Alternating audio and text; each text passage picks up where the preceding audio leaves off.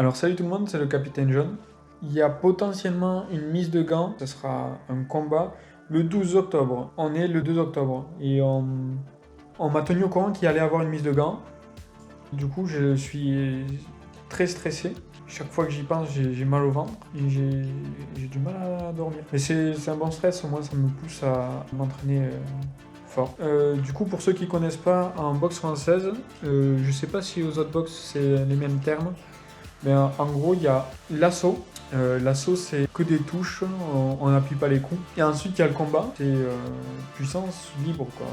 Et du coup, moi, j'ai un combat test, voir si je suis potentiellement prêt à faire des vrais combats. Je sais pas si je l'avais dit, mais le gant jaune ne se fera pas. Il n'y avait pas assez de temps de préparation. Il y avait que 1 ou 2 semaines. Et du coup, les coachs estimaient que c'était prématuré. Et en plus, on n'a pas de compétition juste derrière, donc ça sert à rien de se presser pour rien. Autant faire les choses bien. Donc pas de gants jaunes le 7 octobre. Par contre, une mise de gants potentielle, donc sûre à 70%, le 12 octobre. Alors ça se fera que s'il trouve quelqu'un qui est dans la même situation que moi. On est plusieurs, donc de la même situation que nous. C'est-à-dire de jamais avoir fait de combat, quoi. Du coup, j'ai commencé la préparation dès lundi, en fait, parce que je me prépare quand même pour ça. J'ai fait du lutte léger hier soir. Donc pour ceux qui ne connaissent pas, le lutte léger, c'est un entraînement de course, du coup, comme je disais, où il y a 2 balises. Entre ces balises, pour ma part, il y avait 15 mètres. Et on a un bip. Et à ce bip, il faut arriver le pied au niveau d'une balise. On court, on arrive à la balise, bip, on repart, on arrive à la balise, il faut qu'on arrive en même temps que le bip en fait. Et le bip s'accélère. Donc j'ai fait ça et j'ai fait palier 8. En plus d'avoir fait palier 8, j'étais soit en avance, soit en retard. Il y a eu très peu de fois, il y en a eu, mais très peu, où j'ai été pile au bip quoi. Et je sais que c'est un de mes défauts, le cardio. Ça prouve qu'il faut le travailler, mais ouais, ça m'inquiète un peu parce que j'aurais dû faire 10 pour être là, tu vois. Vraiment, il me manque du cardio, quoi. Donc 10, ça aurait été pour moi la moyenne à atteindre. Après 12, ça commence à être bien. Quand on a un bon cardio de boxeur, en général, on fait 15, voire plus, quoi. Alors, le lutte léger, je trouve ça très bien pour la boxe, surtout pour la boxe. Parce qu'on est toujours en accélération, c'est-à-dire qu'on arrive à la balise, on est obligé de s'arrêter pour repartir. On est toujours sur les appuis. Et en plus, donc si on fait à peu près palier 10, ça fait je crois 15 minutes. Ça reste court. Pour la boxe, c'est très bien, ça monte le cardio très vite. Pour optimiser la récupération, je fais des douches écossaises, je crois que ça s'appelle. Je fais chaud, je fais très chaud à l'extrême en fait de mon robinet. Et après, de suite après, je mets au maximum de froid. Et je fais ça à peu près 3 fois. Une fois que je suis bien chaud, que j'ai le corps bien chaud, mais je mets très froid. Une fois que j'ai le corps bien froid, je remets très chaud. Et ça 3 fois. Apparemment, c'est bon pour la récupération, alors j'optimise. Je vous laisse. Ciao.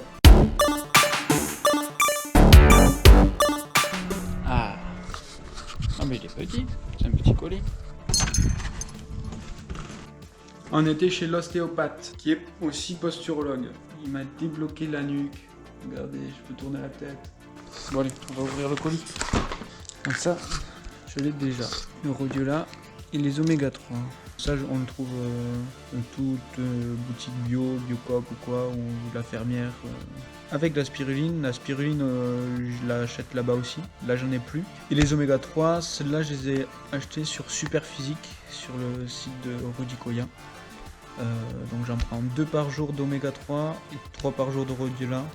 Et je prends 4 cachets aussi par jour de spiruline, mais là j'en ai plus donc j'en prends plus. Je prends aussi des vitamines C, vitamine C que je prends aussi 4 fois par jour, donc c'est de la vitamine C ultra concentrée. Donc ce carton, je l'ai acheté sur The Protein Works. Donc ça c'est des espèces de barres de chocolat que j'ai pris à 2 goûts. Donc chocolat fondant et caramel karma. J'ai pris des BCA à prendre aussi avant l'entraînement et 2 après. Donc je prendrai matin et soir vu que je fais un entraînement le matin et un entraînement le soir en général. Oh, il y a 2 boîtes, cool. Alors ça c'est un petit sachet de caséine à prendre 1 fois par jour aussi. Et ça, c'est des protéines. Protéines végétaliennes, carrément. Alors, on m'a conseillé, et donc j'ai voulu essayer celle-là. Sinon, j'avais aussi essayé, en même temps que j'avais acheté des oméga 3, j'avais essayé la protéine de poids sur Superphysique.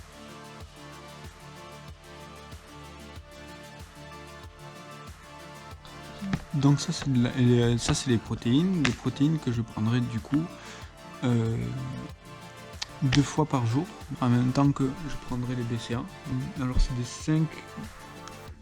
des 5-1-1, c'est pas la meilleure qualité, mais c'est pas la plus basse non plus. Voilà, donc là comme je vous ai dit, j'en prends 2 par jour, ça 3 par jour. La spiruline, j'en prends 4 par jour, et les vitamines C, j'en prends 4 par jour. Donc ça, c'était juste pour goûter, au moment quand j'aurai un petit creux.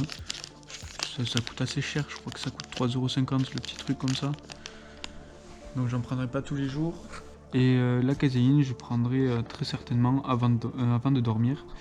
Si vous venez à prendre de la caséine, pensez à prendre de la caséine micellaire. La caséine tout court, c'est pas du tout recommandé. Le rhodiola, la spiruline et la vitamine C, je fais des cures d'environ 3 semaines par mois. Donc en gros je fais 3 semaines, une semaine où je prends rien, 3 semaines, une semaine où je prends rien. Là je prends...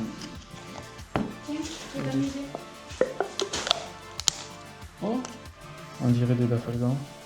Un bon verre d'eau de chez lui. Hop. Donc j'ai rajouté de l'eau parce que c'était trop opaque. Non, ça ne dit pas ça. Pas trop opaque. Non, c'est pas assez dilué.